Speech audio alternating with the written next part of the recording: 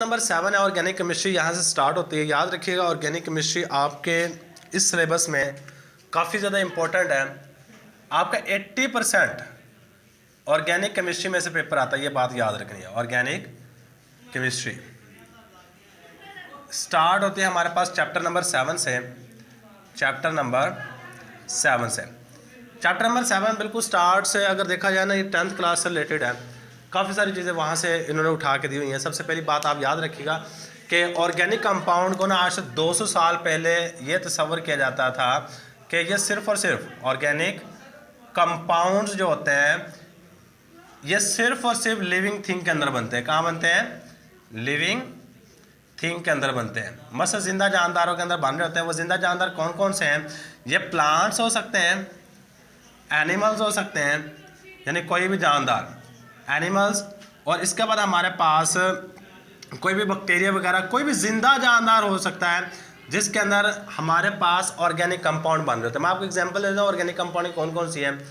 इंसान के अंदर, जिस्म के अंदर protein, lipids, carbohydrates, DNA, RNA, सारे के सारे ऑर्गेनिक कंपाउंड है। इसके अलावा इंसान जो भी चीज़ पहनता है, कपड़े हो, बैग हो, शर्ट हो, शूज़ हो, ये सारे के सारे ऑर्गेनिक कंपाउंड है। इसके अलावा इंसान जो चीज़ खाता और पीता है वो सारे के सारे ऑर्गेनिक कंपाउंड है, मास वाई वाटर के। पानी के अलावा जो भी चीज़ वो इंसान खाता है या पीता है वो सारी की सारी चीज़ें क्या हैं? ऑर्गेनिक कंपाउंड है। अब ये तस्वर किया जाता था कि ऑर्गेनिक कंपाउंड को सिर्फ और सिर्फ लिविंग थिंग के अंदर बनाया जा सकता है, और इसके लिए ना एक खास थ्योरी दी गई थी, उसको कहते हैं वाइटल फोर्स थ्योरी। क्या नाम देते थे? वाइटल फोर्स थ्योरी का नाम देते थे। अब वर्ड पे गौर करो, वाइटल फोर्स थ्योरी का मतलब क्या है? देखो, वाइटल का मतलब होता है अहम। क्या? अहम। फोर्स का मतलब होता है कुव्वत। कहते हैं अब वाइटल फोर्स थ्योरी का मतलब यह था कि ऑर्गेनिक कंपाउंड को बनाने के लिए एक खास फोर्स की जरूरत पड़ती है। अगर वो फोर्स होगी तो ऑर्गेनिक कंपाउंड बनेंगे, अगर वो फोर्स ना हुई तो ऑर्गेनिक कंपाउंड नहीं बनेंगे। सही है। असल मैं आपको एग्जांपल देता हूं, क्या मतलब था इसका। कहता है अगर मैं बात करता हूं ह्यूमन की, इंसान की, इंसान लिविंग थिंग है, इंसान के जिस्म के अंदर रूह होती है जिसको हम इंग्लिश के अंदर कहते हैं सोल। कहता है वो असल में सोल वो कुव्वत है जो ऑर्गेनिक कंपाउंड बनवा रही होती है। ये वाली कुव्वत है, इसी चीज को हम नाम देते थे वाइटल फोर्स थ्योरी। सही। और ये बहुत अरसे तक चलती रही है। सही। ये कंसिडर किया जाता था कि ऑर्गेनिक कंपाउंड को सिर्फ और सिर्फ जिंदा जानदारों में तैयार किया जा सकता है, मुर्दा चीज़ों में इसको तैयार नहीं किया जा सकता है, ना ही इसको लैब में तैयार किया जा सकता है। और can not B prepared in a lab. क्या? इसको हम तैयार नहीं कर सकते। कैन नॉट बी प्रीपेयर्ड, और इसको तैयार नहीं किया जा सकता इन लैब। ये किसके मुताबिक था? वाइटल फोर्स थ्योरी के मुताबिक ये चीज़ बड़ी प्रोमिनेंट थी कि इसको लैब के अंदर तैयार नहीं किया जा सकता, सिर्फ और सिर्फ जिंदा जानदारों के अंदर इसको तैयार किया जा रहा है। और इसी चीज़ को नाम दे दिया वाइटल फोर्स थ्योरी। अब कुछ अरसे के बाद में एक साइंसदान आया, एफ वुलर। सही है। इसके मुतालिक क्वेश्चन आ जाता है, what is vital force theory. Vital force theory का शॉर्ट क्वेश्चन बड़ा इंपॉर्टेंट है, याद रखिएगा। ये पास पेपर में बड़ी दफ़ा पूछा जा चुका है। What is vital force theory. आपने सिंपल सी बात करनी है। According to vital force theory, organic compound is only prepared in living thing, it can not be prepared in lab. This theory is known as vital force theory.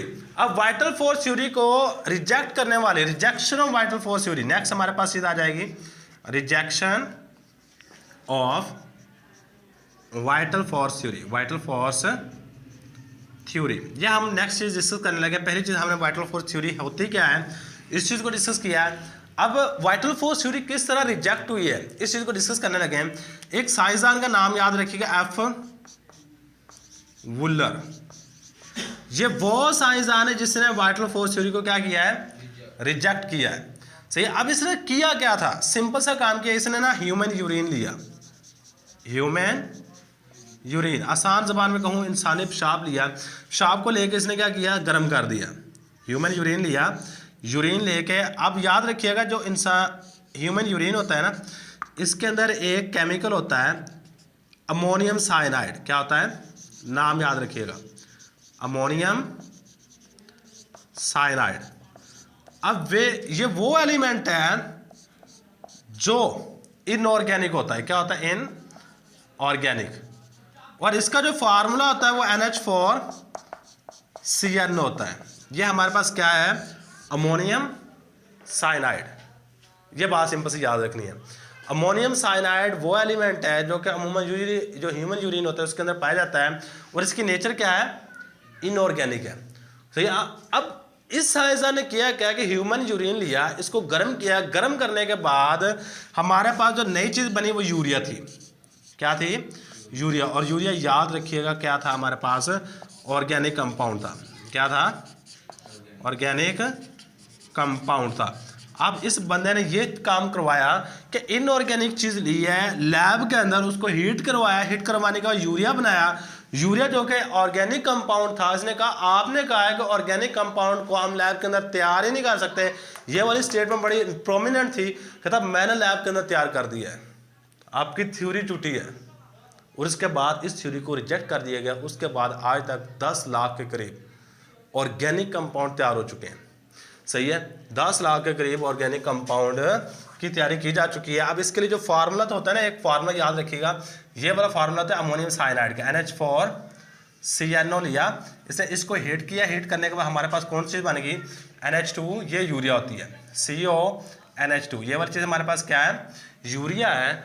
और इस तरीके का से इसने वाइटल फोर्स थ्योरी की rejection करी। अभी तक 2 चीज़ें हम डिस्कस कर चुके हैं। वाइटल फोर्स थ्योरी होती क्या है? वाइटल फोर्स थ्योरी की रिजेक्शन कैसे हुई है, इसको रिजेक्ट किस तरह किया गया। अब इसके बाद थर्ड चीज पे आ जाओ। ऑर्गेनिक कंपाउंड होते क्या हैं? क्या ऑर्गेनिक कंपाउंड क्या होते हैं?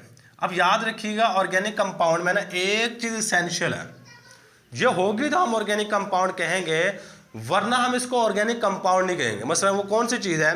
Carbon atom. Carbon atom is essential, ये लाजमी है। और इसके साथ क्या हो सकता है? Carbon atom is essential. इसके साथ और कौन से हो सकते हैं? Hydrogen atom and their derivative. And चलो जी मैं इसको कार्बन और हाइड्रोजन एटम, इस तरह के कंपाउंड का हम नाम देते हैं हाइड्रोकार्बन का। क्या नाम देते हैं? हाइड्रोकार्बन्स का। मसलन मैं आपको एग्जांपल देता हूं। मेरे पास एक कंपाउंड ये वाला है, इसके साथ मैंने क्या किया? 4 हाइड्रोजन लगा दिए। क्या किए? 4 हाइड्रोजन। देखो कार्बन लाजमी है अगर आप ऑर्गेनिक कंपाउंड की बात कर रहे हो। कार्बन के साथ हाइड्रोजन होने चाहिए। कार्बन के साथ कौन सी चीज होनी चाहिए? हाइड्रोजन एटम का होना जरूरी है। किस चीज का होना जरूरी है? हाइड्रोजन एटम का होना जरूरी है। सो ये सिंपल सी बात आपने याद रखनी है। ये वाली चीज, ऐसे कंपाउंड जिसके अंदर कार्बन और हाइड्रोजन हो,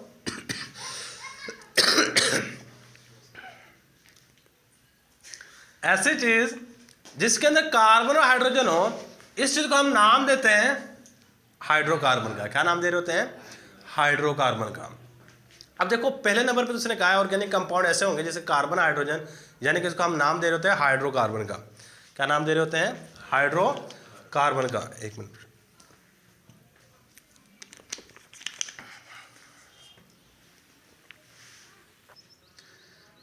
अब बात कर रहे हैं हम यहाँ पे हाइड्रोकार्बन की। ऐसे कंपाउंड जिसमें कार्बन और हाइड्रोजन हो, इस तरह के कंपाउंड्स को हम नाम देते हैं हाइड्रोकार्बन। अब इसके बाद देखो ऑर्गेनिक कंपाउंड की डेफिनेशन में ये 2 चीजें तो होंगी। इसके अलावा एक और टर्म यूज करता है। इसके अलावा कौन सी चीज यूज करता है? And their derivative. And their derivative. अच्छा, डेरिवेटिव कहता है माखिज को। किसको कह रहे होते हैं? माखिज को। मतलब आपके पास कोई चीज है, उससे आगे नई चीज बनाना डेरिवेटिव है। मसलन आपके पास मैं एग्जांपल देता हूँ। आप फिजिक्स के अंदर यूनिट पढ़ते हो, एक होते हैं बेसिक यूनिट या बेस यूनिट, एक होता है डिराइव्ड यूनिट।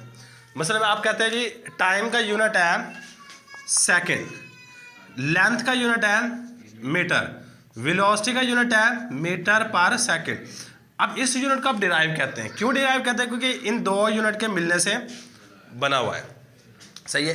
अब ऐसी चीज जो किसी पहले वाली चीज के मिलने से बने, उसको डिराइव का नाम देते हैं।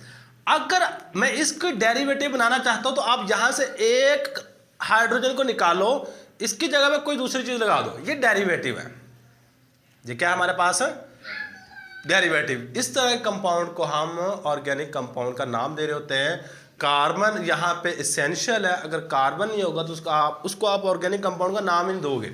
मसलन मैं आपको एग्जांपल दे देता हूँ, ये HCHO, HCHO, अगर मैं इसको थोड़ा सा और इकट्ठा करके लिखूँ, ये किसका फार्मूला है, C≡OH, ये एल्डिहाइड का फार्मूला है। किसका है, एल्डिहाइड। अगर मैं थोड़ा सा कंप्रेस करके लिखूँ, ये क्या बनेगा, CH2O बनेगा। सही है, CH2O है। कार्बन को यहां से निकाल दो, बाकी क्या बच जाएगा, कार्बन नहीं है तो ये ऑर्गेनिक कंपाउंड ही नहीं है, ये वाला ऑर्गेनिक कंपाउंड है, ये वाला ऑर्गेनिक कंपाउंड है, नीचे वाला ऑर्गेनिक कंपाउंड ही नहीं है। ये बात याद रखनी है, कार्बन होना जरूरी है, हाइड्रोजन हो या ना हो काम चल जाएगा। मसलन मैं आपको एक एग्जांपल ऐसे भी दे देता हूँ, ये हाइड्रोकार्बन, ये चेक करना, यहाँ पे भी Cl लगा देता हूँ, यहाँ पे भी Cl, यहाँ पे भी Cl, यहाँ पे भी Cl, यानी CCl4, carbon tetrachloride, organic compound है, कार्बन है, हाइड्रोजन एक भी नहीं है, मतलब हाइड्रोजन हो या ना हो इससे कोई फर्क नहीं पड़ता, लेकिन कार्बन एटम का होना जरूरी बहुत बल्कि अहम है अगर आप ऑर्गेनिक कंपाउंड का प्रूफ देना चाहते हो। अब देखो ये वाली चीज होगी ऑर्गेनिक कंपाउंड की समझ है। अब ऑर्गेनिक कंपाउंड के बाद हमारे पास नेक्स्ट चीज आ जाती है ऑर्गेनिक केमिस्ट्री। क्या आ जाएगी नेक्स्ट, ऑर्गेनिक कंपाउंड के बाद जो चीज आती है वो है ऑर्गेनिक केमिस्ट्री। अब केमिस्ट्री की वो ब्रांच जिसमें ऑर्गेनिक कंपाउंड की स्टडी की जाती है, the branch of chemistry in which we deal with the study of organic compound. क्या कर रहे हैं, study of organic compound, organic compound जिसमें ऑर्गेनिक कंपाउंड की स्टडी की जाए, तो इस चीज को हम नाम दे रहे होते हैं ऑर्गेनिक केमिस्ट्री। बस ये सिंपल सी बात याद रखिएगा था, ये हमारे पास बेसिक सा इंट्रोडक्शन कि ऑर्गेनिक कंपाउंड क्या होता है, ऑर्गेनिक केमिस्ट्री क्या होती है। इसके अलावा हमारे पास ऑर्गेनिक कंपाउंड के लिए कौन कौन सी थ्योरीज थी, पहले वाइटल फोर्स थ्योरी, उसकी रिजेक्शन किस तरह हुई है, ये सिंपल बातें याद रखिए। शॉर्ट क्वेश्चन के लिए सारी चीज़ें इंपॉर्टेंट है। अल्लाह हाफिज़।